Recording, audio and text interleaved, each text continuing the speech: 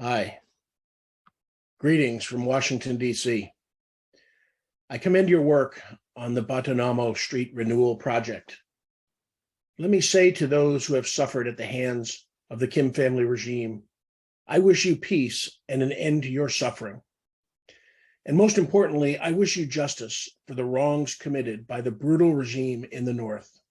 Such justice will only be realized when there is a free and unified Korea and 25 million enslaved people are finally freed from oppression. The people in the North suffer for only one reason.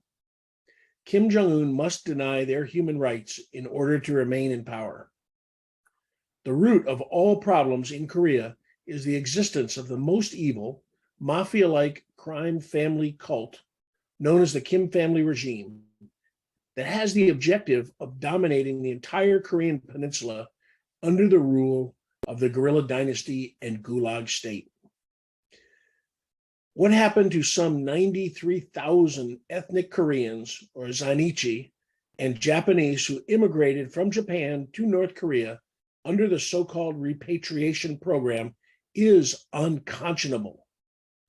But we should not be surprised by the deception of the regime and how it manipulated innocent people for the regime's own ends. Today, nearly all the world knows that North Korea is no paradise on earth. Yet from 1959 through 1984, North Korean propaganda was able to effectively hide the regime's brutality and entice the unknowing to come to the North.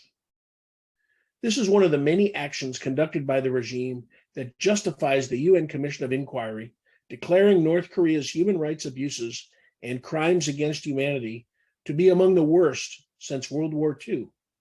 And it is certainly the most criminal regime in the modern era. I fully support legal proceedings to hold the regime accountable and obtain justice for those who have suffered. I hope that future legal proceedings will render fair verdicts for all who have suffered. However, there can be no true justice as long as the Kim family regime remains in power.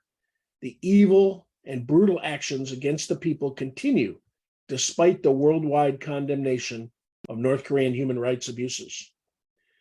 While the Korean people must solve the Korea question and end the unnatural division of the Korean peninsula, all of us, as global citizens of civil society, can contribute to the pursuit of a free and unified Korea. The logical question is, how can civil society help? First, it can advocate for unification. Members of civil society should recognize and publicize the benefits of unification. First, freedom for all the oppressed people, and then peace and prosperity, to include the opportunities for investment and the contributions of a unified Korea to the global economy and to diplomacy and security.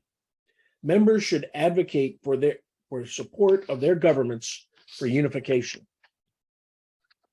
Civil society should support non-governmental organizations that support assistance to those who have been harmed by the regime, such as the Zainichi, and those who are suffering in the North as they escape and make their way to freedom in Korea or return to Japan.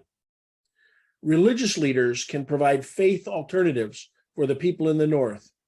When the failure of the Juche ideology is revealed, the Korean people in the North will need hope to fill the void from exposing the lies of the Kim family regime.